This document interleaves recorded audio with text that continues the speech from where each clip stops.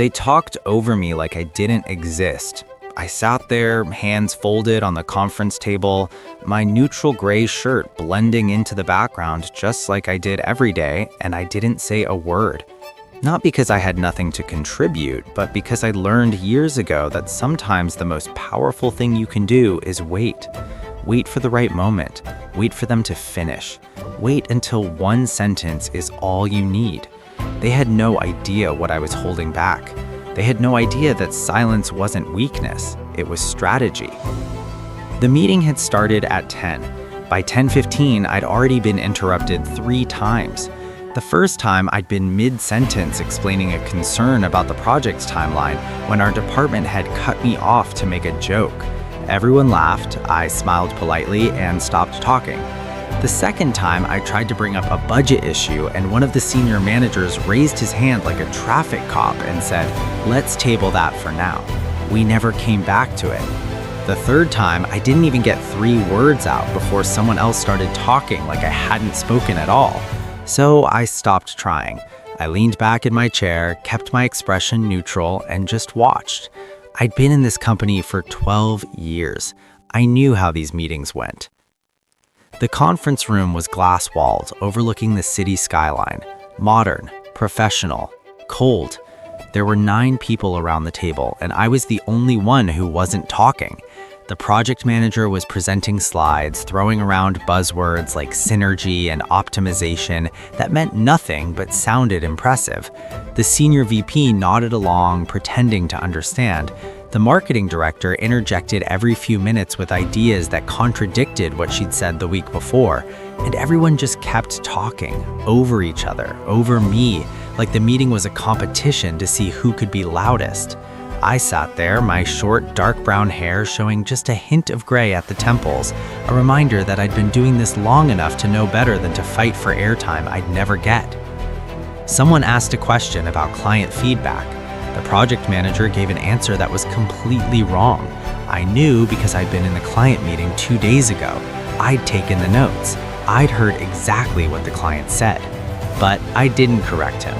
Not yet. I just made a mental note and kept watching. Another person asked about the budget. The senior manager gave a number that was off by nearly 20%. I knew the actual figure. I'd helped compile the report. But again, I stayed quiet. I wasn't being passive, I was being patient, because I knew something they didn't. This meeting was going to end with a decision, and that decision was going to be wrong. And when it all fell apart, they'd need someone who actually knew what was happening. That someone was me. The VP started talking about moving forward with the current plan. Everyone agreed immediately. No questions, no concerns, just nodding heads and confident voices. "We're all aligned then," the VP said, smiling like he'd just brokered world peace. The project manager looked relieved. The marketing director was already typing notes on her laptop, probably drafting the announcement email. They thought it was done. They thought they'd made a good decision, and I still hadn't said anything. I looked around the table at all these people who'd spent the last hour talking but not listening, and I felt something tighten in my chest. Not anger, something calmer. Something that had been building for 12 years, the knowledge that I was done being invisible. "Before we finalize this," I said quietly. My voice wasn't loud, it didn't need to be. The room went still, not because of what I said, I'd barely said anything yet, but because I'd interrupted their momentum. The VP looked at me like he'd forgotten I was there. The project manager's smile faltered. The marketing director glanced up from her laptop. "Yes," the VP said, his tone just slightly impatient, like I was wasting valuable time. I didn't rush. I didn't apologize. I just spoke clearly, calmly, deliberately. "The client won't approve this." 7 words. That's all it took. The room didn't just go quiet, it went silent. The kind of silence where you can hear the air conditioning humming. The project manager's face shifted. "What do you mean?" he asked, and I could hear the defensiveness creeping into his voice. I kept my posture relaxed, my hands still folded on the table. The client specifically said they wanted approval authority on any design changes. This plan includes 3 major design changes. None of them have been sent to the client for approval. I said it without emotion, without accusation, just fact. The marketing director frowned. We discussed this internally. We don't need client approval for every little detail. I turned to her, my expression still calm. These aren't little details. These changes affect the entire user interface, and according to the contract, any changes to the UI require written client approval. We don't have it. The VP leaned forward now, his confidence starting to crack. He asked, "Are you sure about that?" I nodded. I was in the client meeting on Tuesday. I have the notes. I can forward them if you'd like. The room shifted. People who'd been so sure 2 minutes ago were now exchanging glances. The project manager opened his laptop quickly, probably searching for the contract. The senior manager cleared his throat uncomfortably. I didn't move. I didn't gloat. I just waited. Because this was the moment I'd been waiting for. Not to prove them wrong, but to show them what happens when you don't listen. The VP looked at the project manager. Did we get approval? The project manager hesitated.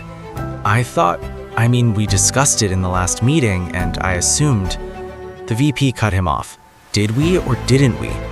The project manager's face went red. No, he admitted quietly, we didn't. The room went cold. Not angry, worse, embarrassed, because everyone had just agreed to move forward with a plan that would have violated the contract, upset the client, and potentially cost the company the entire project. And the only reason they knew was because the person they'd been ignoring for an hour finally spoke up. The senior manager turned to me. "What else did the client say?" he asked, and his tone was different now. No condescension, no impatience, just genuine concern. I could have made them beg for it. I could have let them squirm, but that wasn't my style. I pulled out my tablet, opened my notes, and started going through the key points. The client's concerns about the timeline, their questions about the budget, their very specific requirements about communication protocols. Every single thing this room had ignored or assumed or gotten wrong. I spoke for maybe 5 minutes. And for those 5 minutes, nobody interrupted me. Nobody talked over me, nobody checked their phone or typed on their laptop, they just listened. When I finished, the VP sat back in his chair, rubbing his temples. "So what you're saying is, if we'd moved forward with this, we would have lost the client." It wasn't really a question, but I answered anyway. "Yes," I said simply. The marketing director looked sick. The project manager looked like he wanted to disappear. The VP looked at me for a long moment, and I saw something shift in his face. Recognition maybe, or respect, or just the realization that he'd been ignoring the one person in the room who actually knew what was happening. "What do you suggest we do?" he asked. And that was the moment everything changed. Not just in that meeting, but in how they saw me. I didn't rush my answer. I took a breath, organized my thoughts, and laid out a clear plan. Contact the client immediately. Schedule a call to review the proposed changes. Get written approval before proceeding.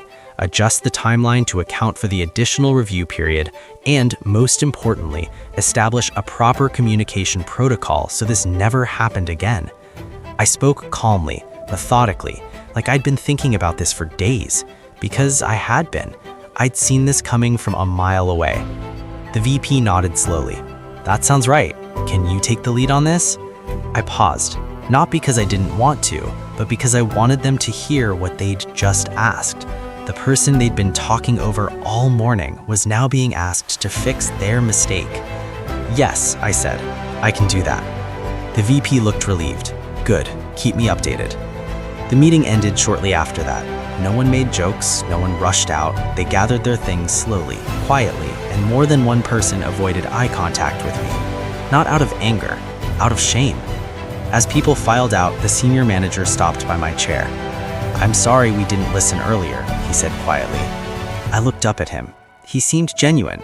Uncomfortable, but genuine. "It happens," I said. Not because I was letting him off the hook, but because I'd made my point. I didn't need to rub it in. He nodded and left. I stayed in my seat for a moment, looking at the empty room and feeling something shift inside me. For 12 years, I'd been the quiet one, the one people forgot about, the one who did the work but never got the credit. And I'd accepted it because that's just how it was. But not anymore. The next day, I scheduled the client call. I prepared a detailed presentation. I walked them through our proposed changes and why they'd benefit the project. The client appreciated the transparency. They approved 2 of the 3 changes and suggested modifications to the 3rd. By the end of the call, they thanked me specifically for keeping them in the loop. I sent a summary email to the VP and the project team. The VP responded within minutes. "Excellent work. Let's discuss your role on future projects." That one email said everything. I wasn't invisible anymore. The following week's meeting was different.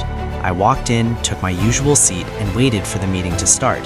But this time when I spoke, people listened. When I raised a concern, they paused and asked follow-up questions. When I offered a suggestion, they wrote it down. The project manager even deferred to me twice, asking for my input before making a decision.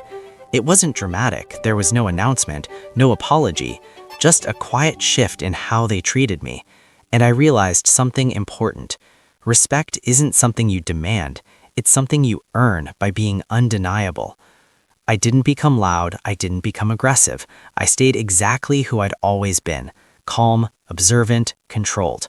But now, when I spoke, my words carried weight because they'd learned the hard way what happens when you ignore the person who actually knows what's going on. They'd learned that quiet doesn't mean powerless, and they'd learned that sometimes one sentence is worth more than an hour of noise. Months passed. My role changed. Not officially at first, but practically. I was invited to strategy meetings, asked to review proposals before they went to clients, consulted on decisions that used to be made without me. My title didn't change. My salary did, eventually. But more than that, my presence changed. I was no longer the background. I was the person people looked to when they needed the truth, and I gave it to them, calmly, clearly, without ego. They never talked over me like that again, not because they feared me, but because they'd learned to value me. And I learned something too. All those years of being ignored, of being interrupted, of being treated like I didn't matter, they weren't wasted. They taught me patience. They taught me when to speak and when to wait. They taught me that one sentence, delivered at the right moment, can change everything. I still sit quietly in meetings. I still observe more than I speak. But now, when I do speak, the room listens, because they know I only speak when it matters. And when I speak, I'm always right.